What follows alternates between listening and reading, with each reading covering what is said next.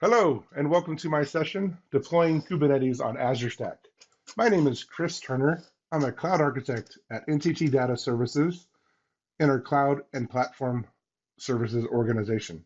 I'm a Microsoft Azure MVP, a husband, and a father of three awesome little boys, a homesteader, and of course, I'm a Texan. Today's session agenda. I'm going to talk a little bit about what Kubernetes is. I'll give a bit of a history lesson behind Kubernetes. I also talk about the different platform options we have to install Kubernetes on top of Azure Stack. And then, of course, I'll talk about Kubernetes on Azure Stack. Is it really AKS or is it not?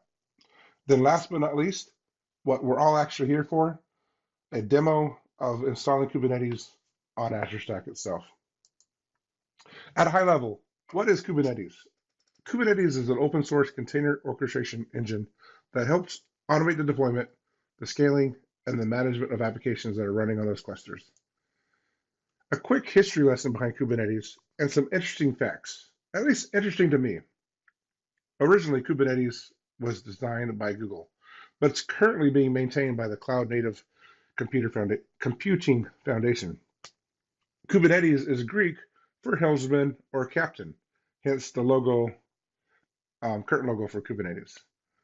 The development and design of Kubernetes is heavily influenced by Google's Borg system. Kubernetes is also known as Project 7 of 9. So there's a bit of a Star Trek influence here. The seven spokes on the wheel, of course, on the Kubernetes logo are in reference to that code name. I kind of find these facts pretty interesting. Let's talk about the different options that we have to deploy Kubernetes on Azure Stack. Today, I'm going to talk to you about the marketplace template and deploying Azure Kubernetes using the marketplace template, which uses the ACS engine under the covers. There's also products by Pivotal Cloud Foundry called Pivotal Container Services, also known as PKS. You also have OpenShift, and then of course you can manually deploy Kubernetes or provision or using a provisioning system such as Terraform or Ansible yourself. Now, the question I do get a lot is Kubernetes on Azure Stack AKS? Currently, Kubernetes on Azure Stack is not AKS. Basically, it's ACS, and you use a UI deployment around a template, of course, that you download from the Azure Stack Marketplace. AKS is coming soon, the functionality behind it. It's on the roadmap. There's no date or time exactly published anywhere, but they are working on it. Once that functionality does come down to Azure Stack, you'll have the same functionality that you do in Azure as you would have in Azure Stack instance of Kubernetes when it comes to some of the support command lines like the generate, deploy, upgrade, and scaling in and scaling out, things like that. Now, demo time, what we're actually all here for. This is going to be exciting, guys. Okay, before we get started our demo, we need to make sure that we have some of our requirements on our current Azure Stack already in place. In order to deploy Kubernetes on Azure Stack, we're going to need a few prerequisites here. And as a tenant user, for this example, we're going to make sure that these things already exist in the marketplace. If they don't exist in your marketplace, then you would need to get hold of your Azure Stack operator and make sure he has imported these prerequisites. The first one is going to be Ubuntu Server 16.04 or higher. Make sure that image is in your marketplace. The next one is going to be the custom Linux script, and we make sure that is also a custom script for Linux is also there. And then third, of course, we're going to make sure that our Kubernetes solution has been imported into our marketplace as well. One other thing that's kind of important that I've actually ran into on my stack here is make sure that your quotas that you've been assigned to the subscription or adequate. I've been deploying a few Kubernetes clusters and various other demos on the subscription and learned the hard way that The quotas that I set up for myself actually were not large enough for some of the demos that I was deploying. So if you're going to be deploying this on your Azure Stack, make sure that you have your quotas configured correctly for your larger cluster sizes, and also make sure you have enough public IP addresses. That could get you as well. Just before we move forward here. Okay, so the next step that we need to do here is create our service principal, which is going to be actually done in the Azure portal. So we're just going to click over to our Azure portal here, go to Azure Active Directory. Once in Azure Active Directory, we're going to go to create a new app registration. As you can see, I have some pre-existing ones for some other demos that I've been doing. Just click new registration here. I kind of like to name mine simple so we can actually understand what they're for. Fill in the redirect URI. Sorry, real fast. Today I'm just going to be doing and then the name of my current demo that we're working on. Kind of keep it the same. We're going to click register here. Take a few seconds to create. Pretty fast. We're going to go back into the service principal, and we're going to go ahead and create the secret for it that we're going to go ahead and use later. Pretty simple stuff. I just type something that I could understand what it is later and kind of keep it the same across the board. Nothing fancy. It's a demo, so I don't care if it expires in a year, 2 years, or never. This demo environment is probably going to be wiped in the next couple of days anyway. Important thing here, make sure you copy and paste your client secret, because if you forget that, you got to do it all over again. Well, this part all over again. And, just take some time that you don't really care to waste in your day. I'm going to go back to the top as well, and I'm going to, excuse me, copy my client ID here for future use that we're going to need. And once we are done with that, we're going to go ahead and go back to our Azure Stack console here. We're going to go ahead and assign that service principal rights to the Azure Stack description that we're using, contributor rights, just by going to descriptions. We're going to click on the subscription that we're going to actually deploy to. We're going to go to access control, and then just hit add. The role we're going to do is a contributor, and then we're going to go ahead and look for the one that we just created, which is our demo 3. It is now added as the proper permissions, and now we're ready to continue. So now we need to create our SSH public and private keys. I use PuttyGen, pretty simple little program, nothing too fancy. Generate, move the mouse here awkwardly for the next 30 seconds and try to fill in the gap and talk a little more here. Okay, now we have it. I like to change the comments here to something that I could understand later what that key is for, which I usually change it to my demo name.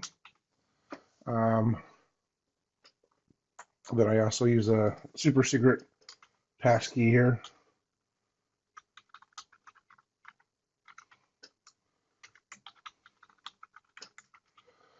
And then we're gonna go and save the public key first. Minecraft, that might be exciting, right?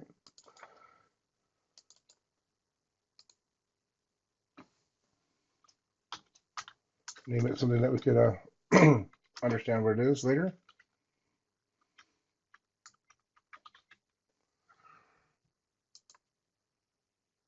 Save the private key.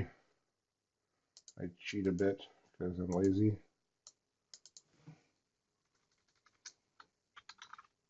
Ooh. And I got some fat fingers here too.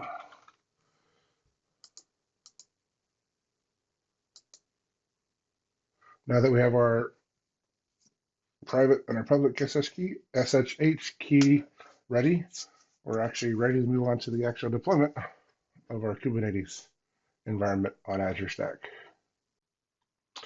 Oh yeah, the one thing I did just forget, I forgot to copy the SSH key that we're going to need here shortly to put into one of the fields that we're going to use here. This is done. We close this. We go back to our marketplace items here on our Azure Stack, and we're going to go over to our Kubernetes cluster preview. And let me stress this. This is still preview. It's not production. They are still working on this, like I mentioned earlier. I would not run production level workloads in Kubernetes on Azure Stack as of yet. I mean, you could. It's stable. But there's some features there that you should really wait for. Primarily bringing down some of the AKS features. But it's good to play around with. It's good for developers, people like me who are learning more about Kubernetes at a deeper level. And if you just want to screw around with Kubernetes, it's actually great. So we're going to hit the Kubernetes cluster solution here. We're going to click and we're going to wait a few minutes here. Excuse me again. Some of the basic configurations here. We're going to use my country cloud voice subscription. The location of this Azure Stack is DFW. If you're not too familiar with Azure Stack, the regions are kind of the same when you talk about, East US 2, things like that. But right now we're going to place this here at DFW. We're going to create a new resource group, and we're going to kind of keep it within the same naming scheme that we've been doing here. And yes, I still put RG here for resource group. I know some people will say that's not necessary, bad habit, or just stubbornness, but I like the RG at the end of my resource groups. It's not necessary, but hey, I do it anyway. The next setting is going to be a whole bunch of different variables that we're going to need to add. I'm not going to switch the user for this demo. More than likely in a production environment or even in a real environment, you're going to use a different username. This is where the SSH key that we just created comes into play. And just copy, import. How about that? Let's see what we got going on here. A little bit of troubleshooting here.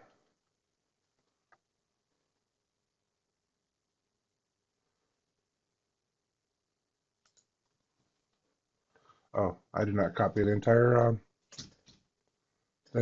SSH key when I copied, from the looks of it.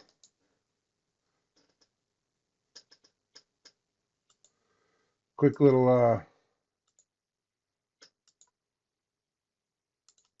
troubleshooting, live on the fly, right? We're going to load that private key back up, and we're going to see what I did wrong. I did not do anything wrong.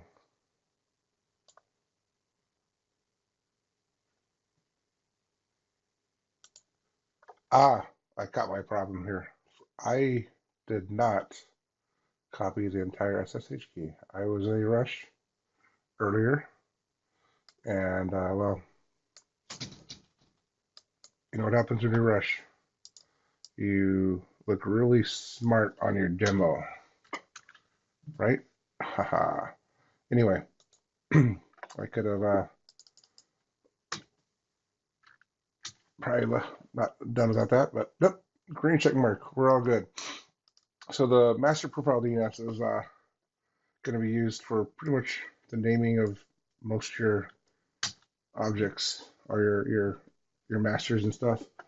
And it's also going to help be the DNS profile that you're going to SSH into. I'll just keep it pretty simple here. AZS for Azure Stack, K8S, K8S for Kubernetes, and then demo 3. Master, we're going to go 1. This is a demo. In a production or even in a dev environment where you're going to actually have real workloads, I would never just do 1. We're going to stick with the standard size D2, V2. We're going to do 3 nodes. We're going to use the Azure AD for identity. And then this is where our client ID that we created and our secret's going to come in handy here. Hopefully you have saved this information and we don't have to worry about redoing it all over again, right? That'll make a perfect demo of what not to do when deploying Kubernetes on Azure Stack. So everything is green. Everything looks good. At least from my viewpoint, everything looks good. We're going to click OK. It's going to do some validations here for a few seconds. Once the validations have passed, we're going to go ahead and click OK. And then we're going to go, terms of use, all that fun stuff. Read it. Maybe not. Click create. And then the deployment goes.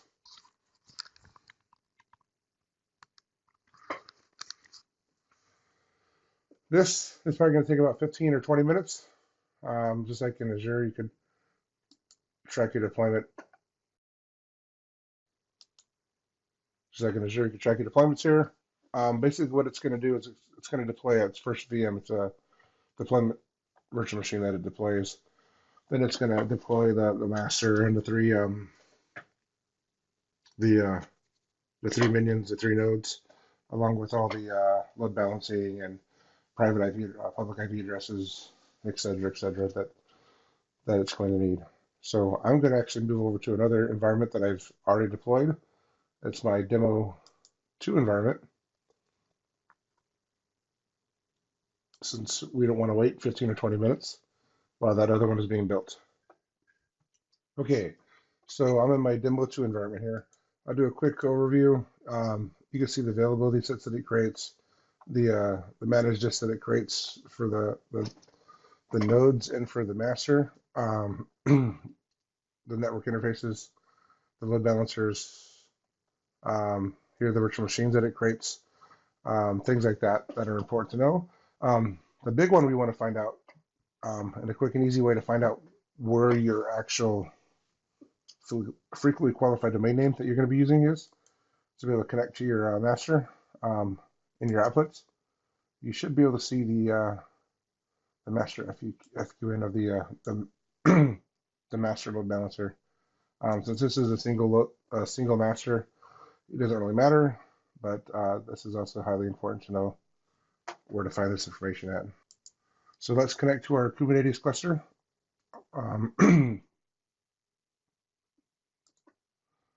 We're going to connect to our demo 2 environment,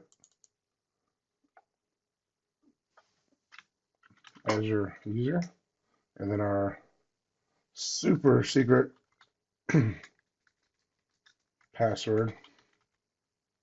If I could not fat finger it while I'm typing. Let's see. Hey, here you go. Here, you can also tell that what the master name is. This is the master. Since we use the load balancer public IP that frequently qualified domain name, it actually just connects us to the master, which you could actually find very easily in the resource group located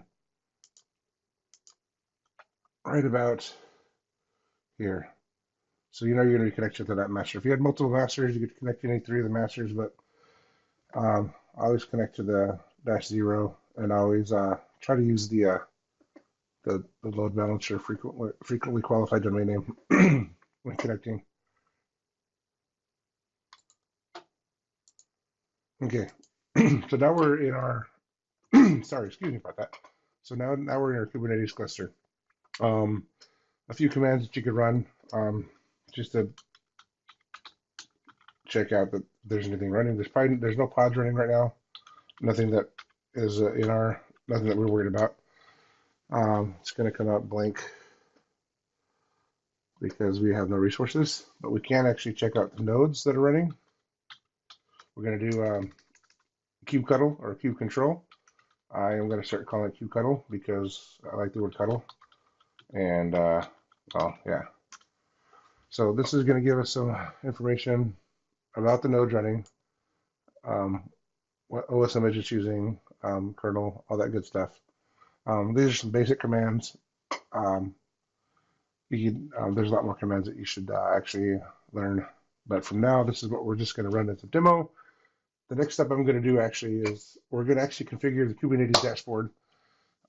This is something that is actually kind of nice to use just to kind of see the health of your cluster, actually see some log files of your cluster. So when you're deploying applications, things like that, it'd be easier to troubleshoot.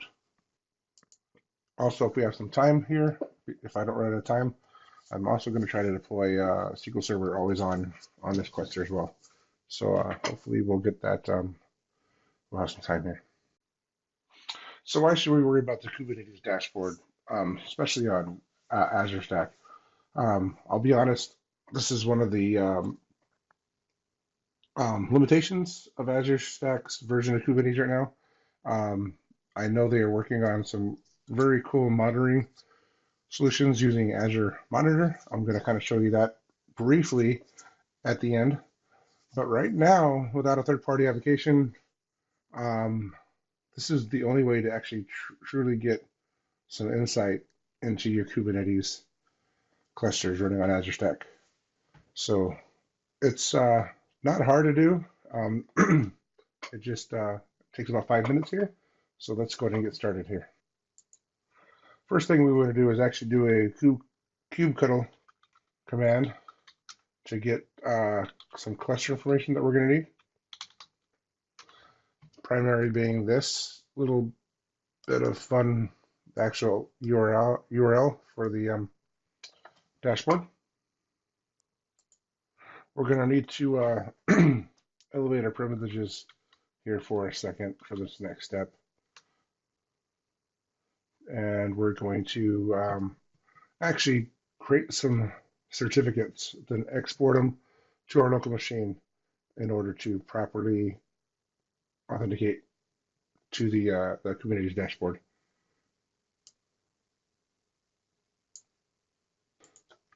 All this stuff could actually be found on the Microsoft documents online. It's actually very well documented. And let's see what happened here. I see what I did. Again, trying to get done a little too fast here, and copied and paste from my cheat sheet. And number 3, we're going to go ahead and just use a blank password. Very super secure.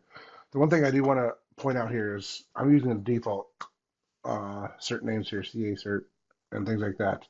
If you're handling multiple Kubernetes clusters on Azure Stack, you might want to change those names up a bit, because when you'll kind of see what's going to happen here in the next few minutes.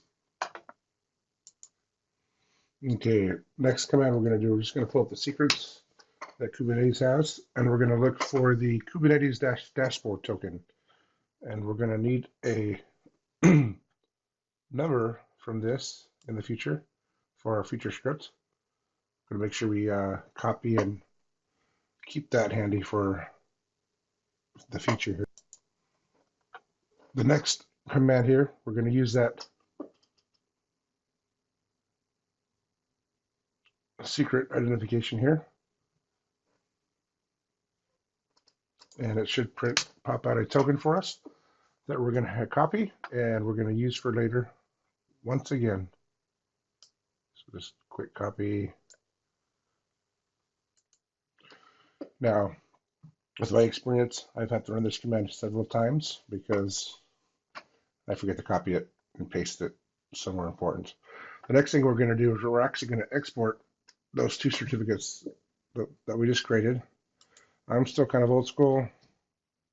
I still kind of use some Windows help here because that is me.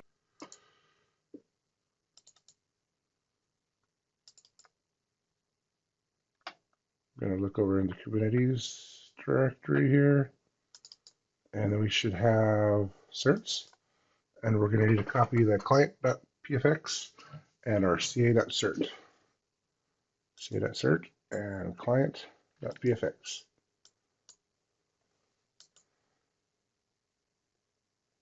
We have those downloaded, and we're ready for the next step. The next step is to actually import those 2 files into our cert store on our local machine. I already have a little PowerShell script created that is provided on the Microsoft Docs. And if everything is set up and configured correctly, it should work. No password. And we have a successful certification importation. Yes, importation. Our next step is to actually go to the dashboard URL that we actually got from our cluster info command.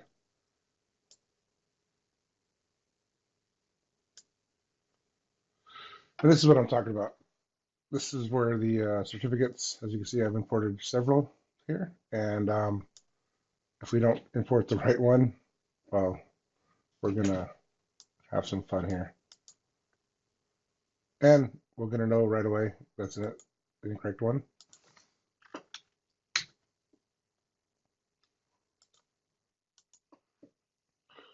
So I'm going to open Chrome here and do just some awesome detective work. Actually, I should have actually pointed this out in the past. If you look at the thumbprint that we just imported, we could actually match that thumbprint to the proper certificate. Could have done that in Edge as well, but didn't. Should load the dashboard here.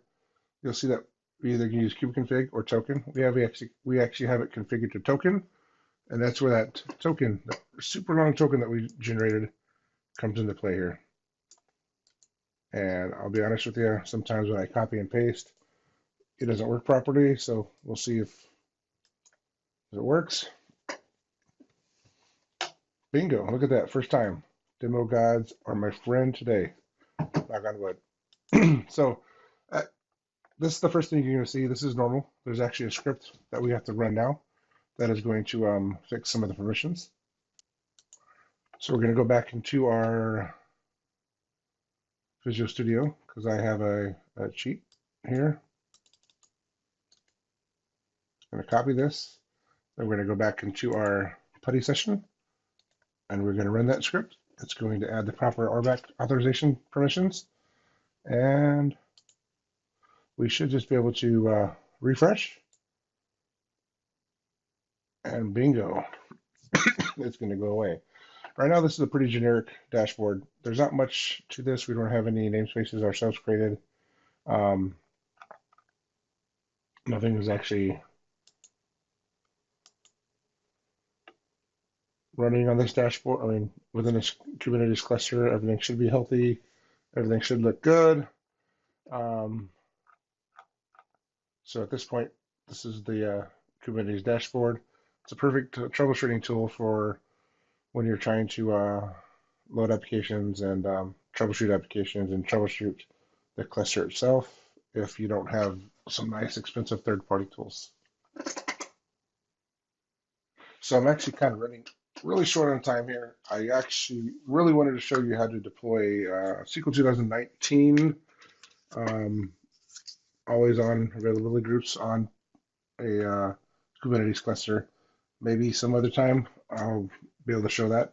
But I do want to give you a quick peek of something that is coming soon to Azure Stack and to be able to help monitor our Kubernetes clusters on Azure Stack. Currently, there's not a default built-in way within Azure Stack, but they are working with Azure Monitor, and the documents and the process and all that stuff is not released yet, but I was able to get some help with Microsoft to configure some of my clusters and to actually have them report to Containers Insights and to be able to monitor them as if they were a container, an AKS container within Azure.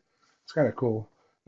Gives you a little bit more insights to the health of your clusters. You can see that my first demo is up, and I have some warnings because I had a failed deployment, which was planned. I have my super secret Minecraft demo that I did, and that's healthy as can be. But if you click in, you get some deeper insights to the actual cluster health, the Kubernetes cluster health running on Azure Stack. This is coming hopefully soon in the near future. I'm not sure how soon, but hopefully sooner than later. But this is actually going to help a lot when it comes to actually running Kubernetes on Azure Stack. Just another positive move in the right direction for the Azure Stack team. I'm looking forward to being able to actually blog about this and play with this once they actually release the finalized steps to get your Kubernetes clusters monitored within Azure. So that is actually something I'm looking very forward to. Well, that's the end of my presentation on installing Kubernetes on Azure Stack. I hope you enjoyed it. If you have any questions, reach out to me at Kristopher J at Twitter for any more questions, either related to Azure, Azure Stack, Kubernetes, homesteading, I don't know, whatever. Would like to thank the MVPDays team for allowing me to present again, and hopefully they'll have me back. Thank you, and have a good day.